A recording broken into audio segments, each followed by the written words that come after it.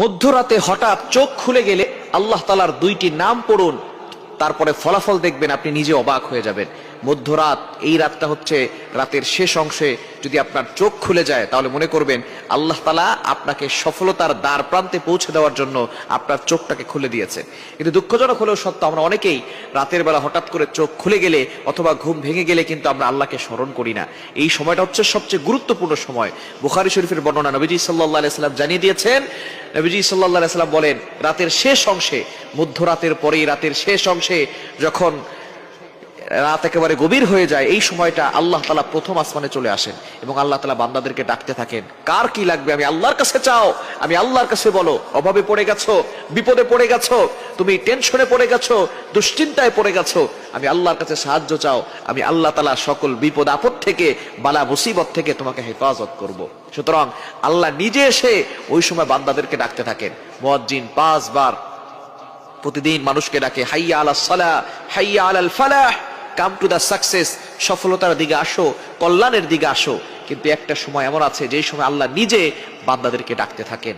এই সময়টা হচ্ছে মধ্যরাতের পরে রাতের শেষ অংশে। এই সময়গুলোতে, এই সময় যদি আপনার চোখ খুলে যায়, আপনি এই আমলগুলো করতে দেরি করবেন না। আপনার ওযু করার দরকার নাই, ওই অবস্থায় আপনি আমলটি করবেন। আল্লাহ তাআলা দুইটি নাম পড়বেন 11 বার করে। কয়বার?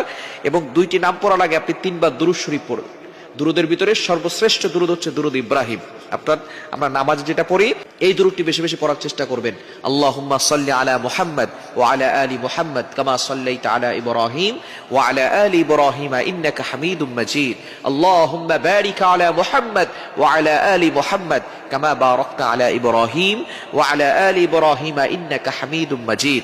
এটা আপনি 3 বার পড়বেন। আর যদি এটা একটু বেশি কষ্ট হয়ে যায় তাহলে সাল্লাল্লাহু আলাইহি ওয়াসাল্লাম, সাল্লাল্লাহু আলাইহি ওয়াসাল্লাম, সাল্লাল্লাহু আলাইহি ওয়াসাল্লাম, এটা 3 বার পড়বেন। এরপর আল্লাহ তাআলা দুইটি গুণবাচক নাম পড়বেন। আল ওয়াহ্হাব, এটা পড়বেন 11 বার। আর হচ্ছে ইয়া ফাত্তাহু, এটা পড়বেন 11 বার। এই দুইটি নাম পড়ে আপনি আল্লাহর কাছে দোয়া করবেন, দেখবেন আল্লাহ তাআলা আপনার সকল চাওয়া পাওয়াগুলো কবুল করবেন, আপনার নেক আশাগুলো আল্লাহ তাআলা কবুল করবেন। আল্লাহ তাআলা নিজে বলে দিয়েছেন 9 নম্বর পারা 13 নম্বর পৃষ্ঠার 4 নম্বর লাইন, সূরা আরাফের 180 নম্বর আয়াতে আল্লাহ বলছেন, ওয়ালিল্লাহিল আসমাউল হুসনা ফাদউহু বিহা। তোমরা আল্লাহর গুণবাচক নাম পড়ে দোয়া করো, আল্লাহ তাআলা তোমাদের দোয়াগুলো অ্যাকসেপ্ট করবেন, তোমাদের সকল নেক আশাগুলো পূরণ করবেন। সুতরাং আমরা আল্লাহর কাছে চাইতে জানি না। আমরা এই রাতের শেষ অংশে, মধ্যরাতের পরে যদি হঠাৎ করে আপনার চোখ খুলে যায়, আপনি আল্লাহর কাছে দোয়া করবেন, দেখবেন আল্লাহ তাআলা আপনার সকল চাওয়া পাওয়া গুলো কবুল করবেন, বিপদ থেকে আল্লাহ হেফাজত করবেন। আল্লাহ তাআলা যদি কাউকে দেন তাহলে তার আর কোনো টেনশন থাকে না। দুনিয়ার রাজা বাদশা যদি আপনাকে বলে যে আমি তোমার সাথে আছি, বাংলাদেশের প্রেসিডেন্ট যদি বলে আমি আপনার সাথে আছি, তাহলে আপনার কোনো টেনশন থাকবে না। আমেরিকার প্রেসিডেন্ট যদি বলে আমি তোমার সাথে আছি, আপনার কোনো টেনশন থাকবে না।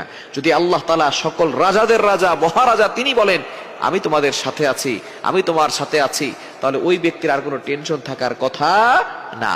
সুতরাং আল্লাহ হচ্ছেন সকল রাজাদের রাজা, মহারাজা। ওই আল্লাহর সাথে সম্পর্ক তৈরি করতে পারলে আল্লাহ তাআলা সবকিছুর ব্যবস্থা করে দিবেন।